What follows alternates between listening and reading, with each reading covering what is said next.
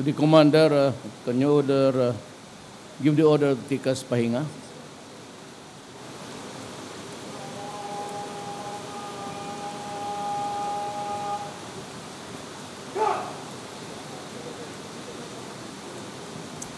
Secretary Delvin Lorenzana, Secretary Himborgenes Esperon Jr., John Ricardo Visaya, Lieutenant General Eduardo Anyo, Lieutenant General Romeo Tanalgo, Major General Angelito de Leon, the officers, men and women of the Armed Forces of the Philippines, kasama ko sa trabaho sa gobyerno, my countrymen. Hindi na makauwi. By land na ako makauwi nito. Anyway, I am making the rounds all over the Philippines, magbisita sa mga kampo, mga militar. Una niyan is baka paabutin talaga ako ng Panginoong Diyos hanggang 6 years. So, I will be your president for 6 years and you should know me. Ang tatay ko po ay sundalo. Sila yung mga earliest pag-retire after the war. Pumunta dito ng Mindanao. Notably sila Cabigong Lianos, Davao del Sur noon. Yun yung mga military na kasabay ng tatay ko na pumunta ng Mindanao for the greener pasture, para sa pamilya, at mahirap lang sila doon sa Cebu. Wala naman silang lupa at ang tatay ko decided to migrate. But I am mixed. Ang nanay ko taga roon.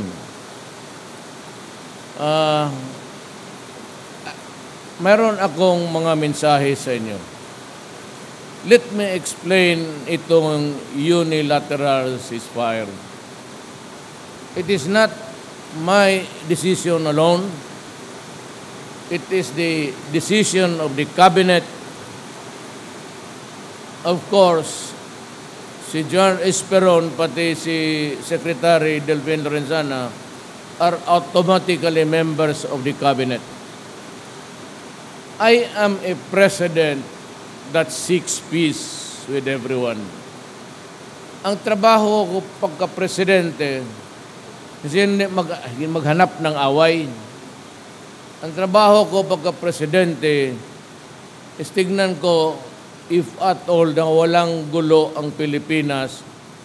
At kayo naman mga militar, there, ever ready to guard the integrity of the Republic, to protect the people.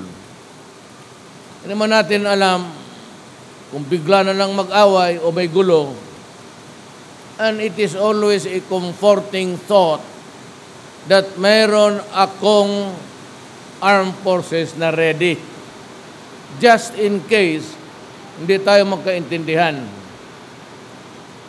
Now, ngayon, ang presidency ko is puro peace mission ako. I have to talk to the MI and to the MN, si Noor, pati si Murad, and they are ready to talk about peace. Kasi malala ito, matagal na.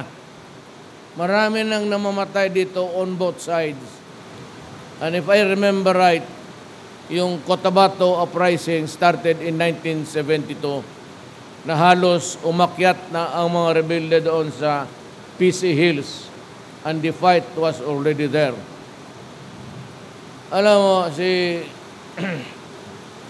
pati itong mga komunista, it's about 40-45 years in the making.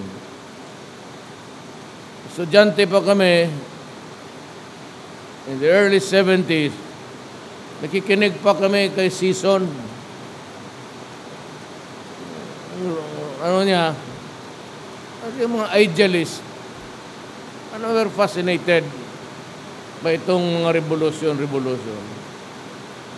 Eh, kasi ngayon, 70 years old na, 71, gusto ko, magre-retire na lang ako, ay napasok ako dito sa presidency. Wala na akong ibang hangarin, kundi na ang kapayapaan na lang ng bayan ko. Kung maari, I plead peace with everybody. I do not want any single loss doon sa kanila o itong sa gobyerno natin. Kung maharap, istorya lang. So I initiated doon sa cabinet talks about peace, and I have to start with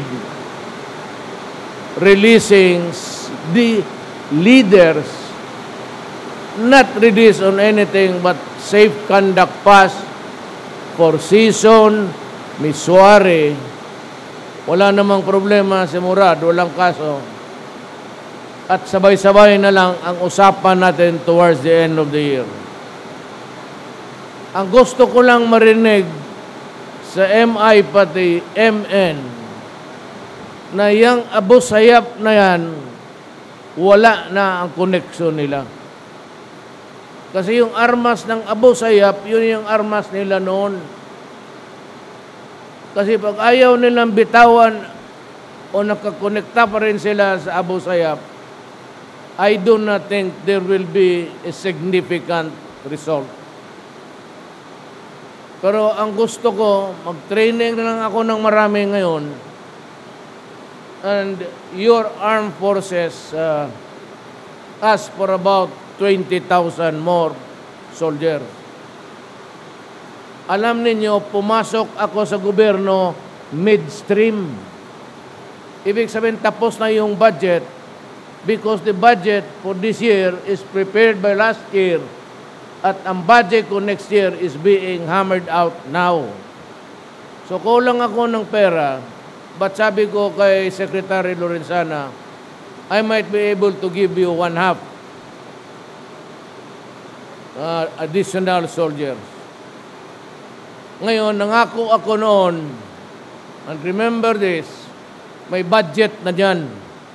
Ang nangako, hindi sila, ako, na dagdagan ko yung sweldo ninyo. Wala sa budget, sabi ko kay Secretary Jokno, mapahiya ako sa mga sundalo. Sabi ko, you have to look for a way, starting next month, incremental increase na ang sweldo ninyo. Pangako ko, dublado. So, you will get it. Tsaka, I assure you, walang nagmahal noon sa police na abot sa standard ko. Ang police noon, ng mayor, protektado ko. Mahal ko ang pulis at walang pulis na kukulong doon. Basta ang kasalanan niya may kaugnayan sa trabaho niya. I do not allow policemen to go to jail. Now that I am president, I would like to guarantee all of you that if it is in the performance of your duty, sa pagkasundalo mo, wala kayong isipin. I will also protect you.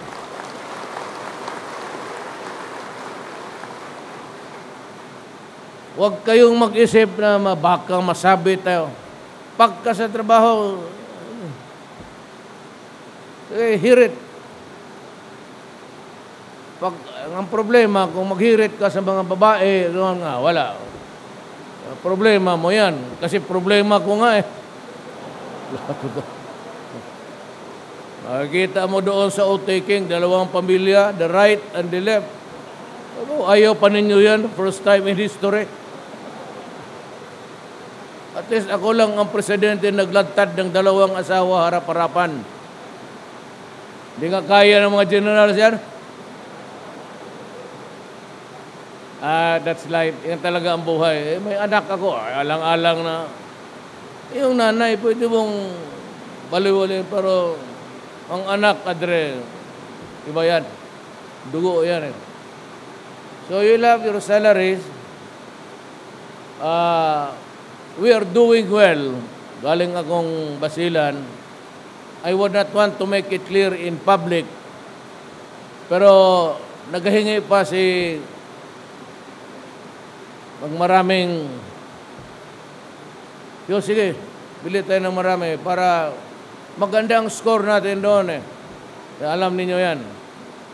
So, magbili pa tayo ng maraming ganon para hindi na kayo kailangan, malayuan na lang. By the way, when I became president in the past days, binigyan ako ng Macmillan. Yung barrel siguro ganong kataas. The bullet, I think, is special. But it is guaranteed to hit a target 2 kilometers. Depende na lang sa computation mo sa, well, the factor that I have to compute. Sabi ko, ibigay ko yan sa inyo. Ibigay ko bukas sa Ismingcom. Malutin ko lang, padala ko sabi ko, siguro dito yung mga snipers natin na maganda. Subukan daw ninyo. Kasi kung maganda, magpagawa pa ako ng mga, depende, smuggled ng ano yan eh.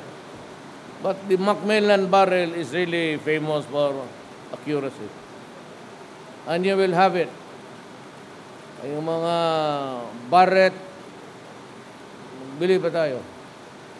And I assure you that I will give you everything that you need to have to carry out your mandate. Go ahead. Panahon na ninyo, lalo na ngayon. Sinasabi ko nga sa Pilipino, kayong gustong tumulong ng bayan ninyo, gawain na ninyo ngayon na ako. Do it now. Kasi talaga itong usapan na ito, we cannot talk about a wrong done or intend to do something bad. Pagkaharap mo ako, pinag-usapan natin sa gobyerno, trabaho natin, it can only be the right words and the right sentences. Kaya kung gusto nyo tumulong, ngayon na. And that goes for everybody. So, wala kayong problema. I said, I will protect you. Kaya nga lang ako na is because we have to, alam mo kasi, kung hindi lang ito kadugo natin itong mga, I can say, sige, hanggang kailan tayo gusto mo Pilipino kasi ito eh. So I said, my duty is to find peace for everybody, for my countrymen. Countrymen natin yan sila, kaya lang nawala sa landas. But there is always a time to talk about war and talk about peace. This has dragged on for so long. Kung ginusto rin nila, sa kanila yan. Because ceasefire is ceasefire. Nag-usap kami ng liderato nila kagabi in front of the general sa Congress. Doon ako sa holding room, nandoon rin sila, naglalataran na yan sila eh. O sabi ko tawagin mo, mag-usap tayo. So in front of the generals ninyo, usap kami. Sabi ko, ito yung baraha ko. Tapos ito, ganon, paalis siya, ganon, no, wala yan. Hindi, nagkaintindihan kami. Tawagan ninyo season, I am waiting for his reply. Ngayon, wait and see lang tayo. Marami pa naman tayong problema. Mindanao is racked with trouble. Kung wala na tayong kalaban dito, punta tayo doon sa Mindanao lahat. May mga sinabi ako na hindi maganda sabihin sa publiko. Tanong na lang kayo sa mga opisyan ninyo. Pero we will be ready. We will be ready for an instant failure. Kung hindi nagkatuluyan, bakbakan, walang magawa. Ngayon, pag nag-surrender na sila doon sa Mindanao, sa Ulo, maghanap tayo ng away. Gusto ninyo, punta ko kayo bigyan ko kayo ng passport Mag-istambal na sa panatag. Bukas magtawag na naman yun. Alam mo, high-tech yan sila. They're listening to us. Kasi yung anak kong babae, yung mayor, galit na galit rin. Gusto niyang pumunta ng panatag. Tumawag yung niya, Mayor, kausapin mo yung anak mo, huwag niyang gawin niya kasi tawag ito si Bong, kinausap rin. Nang umari, pigilan lang yung anak ko. Eh, sabi ko, ambasador, galit na galit yung galit na galit yung anak ko. Bakit? Nag-agaw raw kayo ng teritoryo ng Pilipinas. Mabutit na lang, was able to, maldita yan si Inday. Yung nanuntok ng sirip. Pagka gano'n yan katotohanan talaga. Yung problema, yung kapatid niyan, dalawang mga lalaki, yung mga uto-uto yun sa kanya. Pag sinabi ng babae, go yan silang tatlo. I had to persuade her, sabi ko, we are in a very delicate situation now. And we are talking. So tayo, whatever there is any issue, public, ano lang tayo, restraint. Hindi muna tayo maghanap ng away. At least hindi manggaling sa atin. But we should be prepared. We should be prepared for any eventuality. Just like any other country in this world. We have to have a strong armed forces. We have to have a military that can really protect the people and the integrity of this republic. Kayo yan, trabaho ninyo yan. So that in return, you'll also have everything, everything that you need na hindi kayo madihado sa bakbakan. So, hindi na magtagal kasi medyo hapon na. I do not think I can return by chopper, but I have to go home because I have a very important appointment tonight. Kung madaan kayo ng Davao, maski sino, totoo, sabihin mo lang yung sa magsaysay kami. Ako na ang bahala sa inyo. Hindi na ako kailangan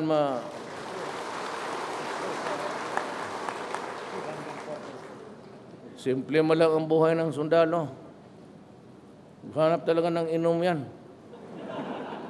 Pati may maghanap ng babae na makausap. Ito namang, when you are in a strange place, you would always want to, marami doon sa Mindanao yan, gano'n.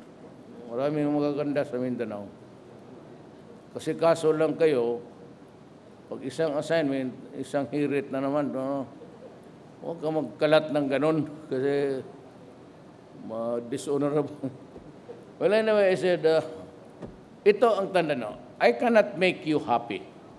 But ito ang guarantee ko. Remember this afternoon.